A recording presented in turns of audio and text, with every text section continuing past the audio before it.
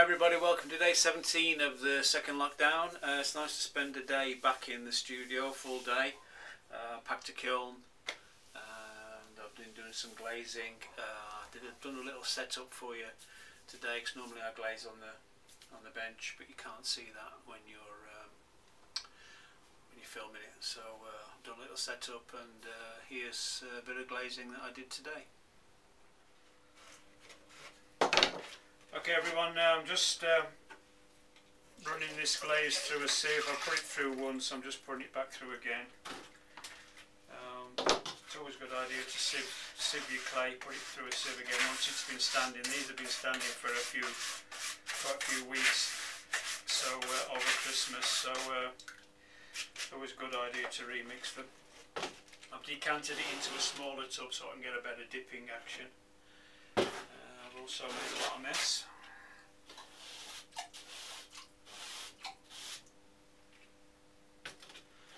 Okay, so that's that bit done. This is a nuka glaze, and I'm going to be dipping some of these bowls that I made a few weeks ago with the indentations and the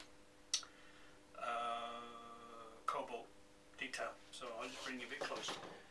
Okay, I'm just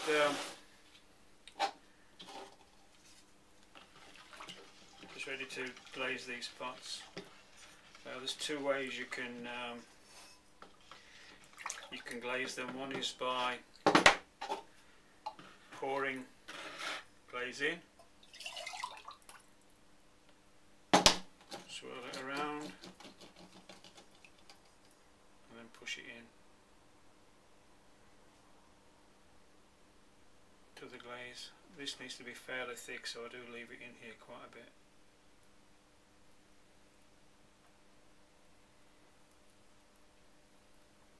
And with this nuka I'll bring it out halfway because it runs. I'm going to keep the bulk of the glaze at the top and make it slightly thicker here, so when it does sag it doesn't drip off the end. This is just a technique that I use. I've discovered works for me. Try not to get any dribbles in it. That's that one done. Another way of doing it is to double dip.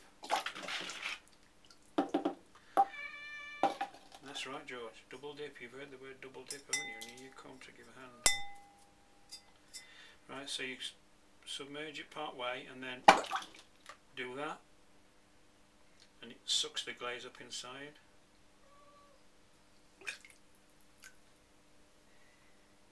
Sometimes like that happens, so I don't double dip. I pour and then dip it in.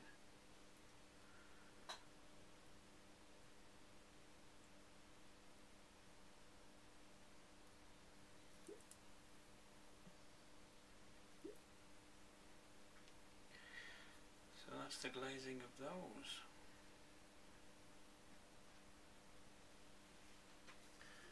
They're the smaller ones. These are the larger ones. So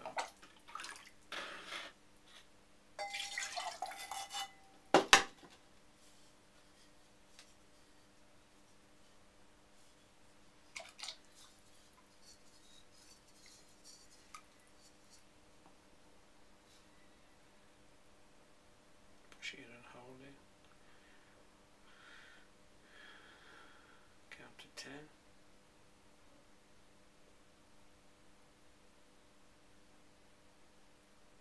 Lift it out halfway, so it gets slightly thicker around the rim, so when it runs it evens out. And then I roll it until you can see it start to go matte. That way you know you're not going to get any runs when you tip it the other way up.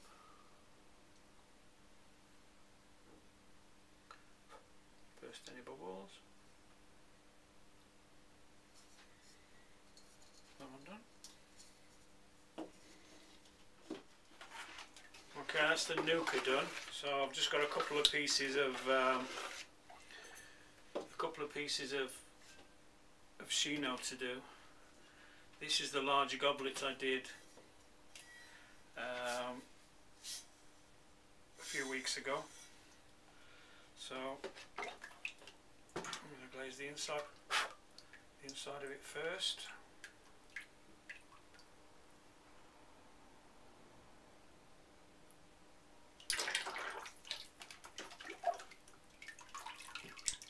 Dip the outside and then pour it because I don't have a deep enough bucket.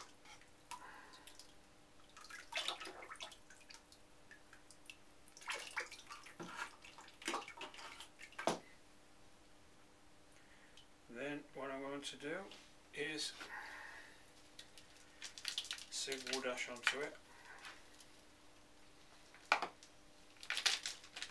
Quite a lot if I can.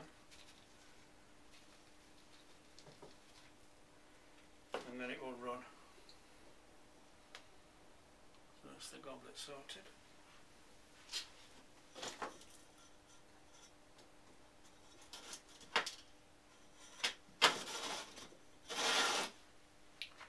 And this is the candlestick.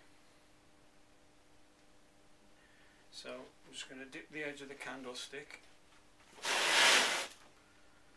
in here. It's hollow, so it will go up the inside and it will glaze the inside of it a little bit.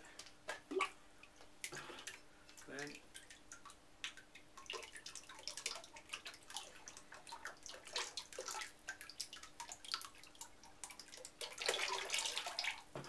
glaze the outside.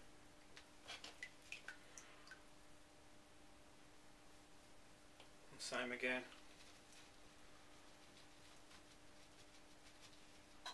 Plenty of wood ash.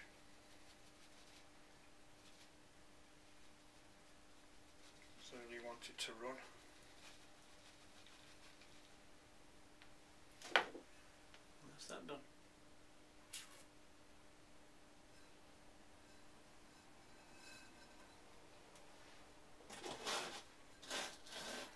So there you go. Okay, that's it for today. Just going to check on the kiln. Should be able to get the last two little firings. It's only a tiny kiln. Should be able to get the last two firings done this week, and then it's going to be a question of firing the first firing of the year next weekend. Okay, so see you tomorrow.